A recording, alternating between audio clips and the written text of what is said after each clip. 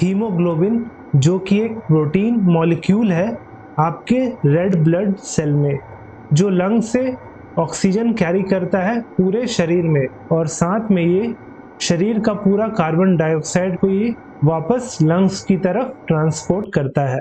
तो इसी से हम अपने पहले जी के क्विज क्वेश्चन की तरफ चलते हैं, जिसमें पहला क्वेश्चन है कि haemoglobin in the blood is a complex protein rich in dash.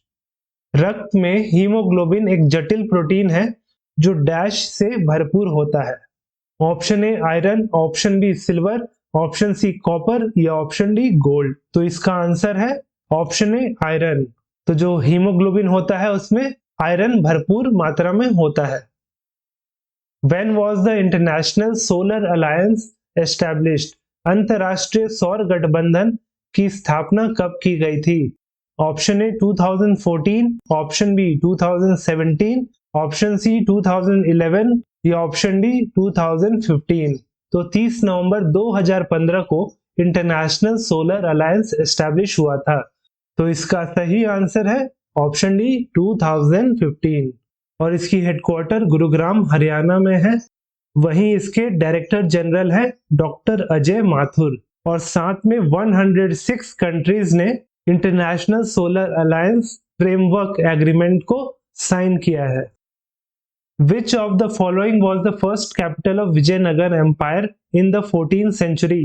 14वीं शताब्दी में निम्नलिखित में से कौन विजयनगर साम्राज्य की पहली राजधानी थी? Option A Penukonda, option B Kanchi, option C Hampi या ऑप्शन डी वेल्लोर। तो इसका सही आंसर है ऑप्शन सी हम्पी, जो कि कर्नाटक में है, और ये जो है तुंगभद्रा नदी के पास है। और वहीं बात करें विजयनगर एम्पायर की, तो इसे फाउंड किया था संगमा डायनेस्टी के हरिहर और बुक्का ने इन 1336 एडी को। और हरिहर और बुक्का जो थे ये भावना संगमा के बेटे थे।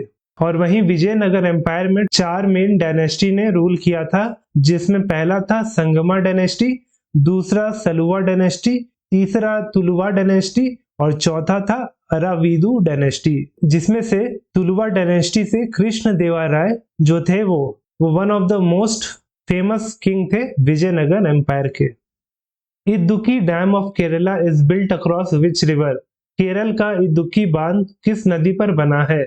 Option A Periyar river, option B Kabini river, option C Kuttippuram river या ऑप्शन डी नर्मदा रिवर। तो इसका सही आंसर है option A Periyar river.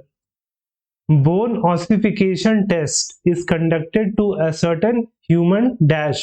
Manav dash का पता लगाने के लिए बोन ऑसिफिकेशन टेस्ट किया जाता है। तो क्या पता लगाया जाता है बोन ऑसिफिकेशन टेस्ट से? Option A brain efficiency, option B tentative age, option C tentative height या ऑप्शन डी ड्रग एडिक्शन। तो इससे पता लगाया जाता है ऑप्शन बी टेंटेटिव एज।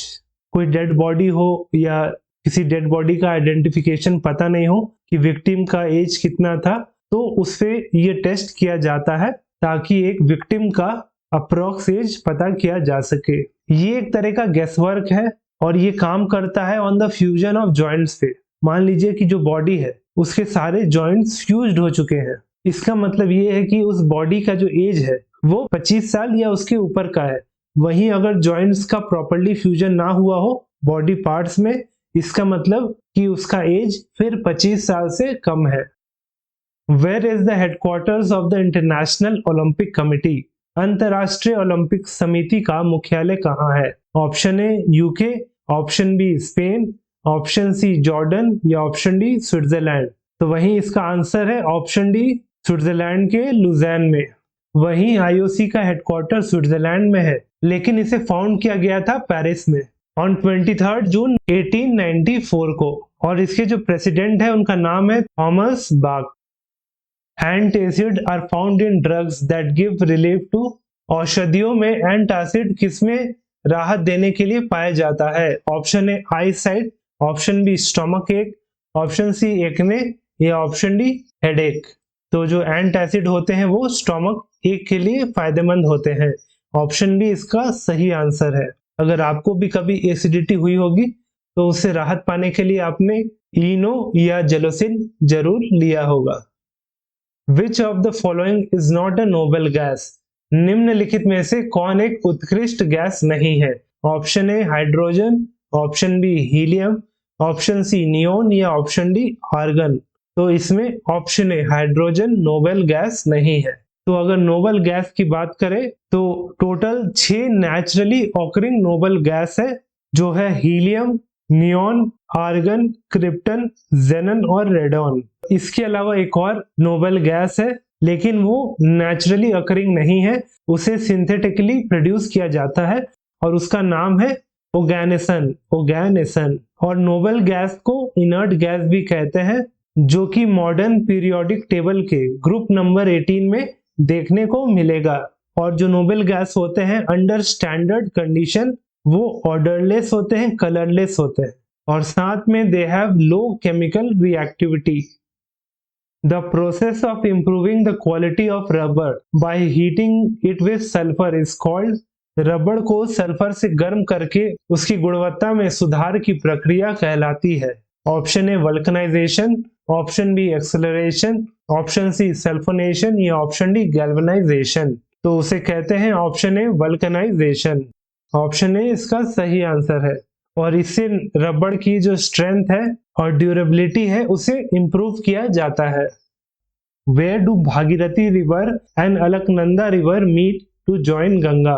तो कहाँ पे भागीरथी नदी और अलकनंदा नदी मिलते हैं? Option A Gangotri, option B Karan Prayag, option C Dev Prayag या ऑप्शन डी रुद्र प्रयाग। तो वो मिलते हैं ऑप्शन सी देव प्रयाग में। ऑप्शन सी इसका सही आंसर है। देव प्रयाग उत्तराखंड के तेहरी गढ़वाल डिस्ट्रिक्ट में है और ये पंच प्रयाग में से एक है, जहाँ पे अलकनंदा नदी और भागीरथी मिलते हैं। फिर यहीं से ये नदी जो है गंगा नदी कहलाती है। और इसके साथ जो 5 प्रयाग है वो है विष्णु प्रयाग, नंद प्रयाग, कर्ण प्रयाग, रुद्र प्रयाग और आखिर में देव प्रयाग।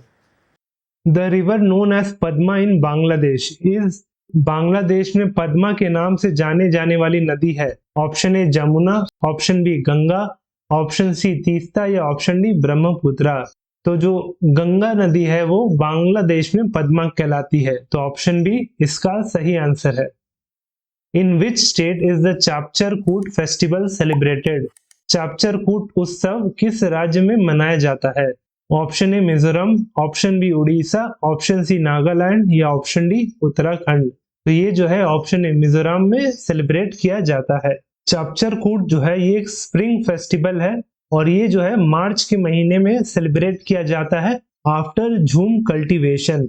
और इसी फेस्टिवल के दौरान आपको चेराव डांस देखने को मिलेगा, जो कि एक ट्रेडिशनल कल्चरल डांस है मिजोरम का। Control, shift and alt are called dash keys. Control, shift और ऑल्ट को डैश कुंजी कहा जाता है। Option A adjustment, option B function, option C modifier या ऑप्शन डी अल्फा न्यूमेरिक। तो इसका सही आंसर है ऑप्शन सी मॉडिफायर कीज इसे कहते हैं। कंट्रोल, शिफ्ट और ऑल्ट को मॉडिफायर कीज कहते हैं।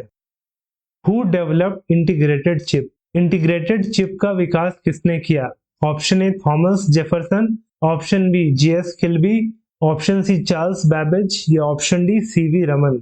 तो इसको डेवलप किया था ऑप्शन बी जीएस किल्बी ने इन 1958 को। The period of second generation computers was, द्वितीय पीढ़ी के कंप्यूटर का काल था। तो जो सेकेंड जनरेशन था वो ऑप्शन सी 1956 से लेकर 1963 तक था और इसी जनरेशन के दौरान ट्रांजिस्टर्स का इस्तेमाल शुरू हुआ था। वहीं बात करें फर्स्ट जनरेशन की तो ये शुरू हुआ था 1940 से लेकर 56 तक और इस वक्त वैक्यूम ट्यूब्स का इस्तेमाल होता था। वहीं थर्ड जनरेशन 1964 से लेकर 71 तक चला था, जिसमें सिलिकॉन से बने इंटीग्रेटेड सर्किट का इस्तेमाल होना चालू हुआ था। अगर वीडियो पसंद आया हो तो हमारे चैनल प्रेप नेशन को सब्सक्राइब जरूर करें और साथ में नए जीके क्विज देखने के लिए वीडियो लिंक पे क्लिक करें।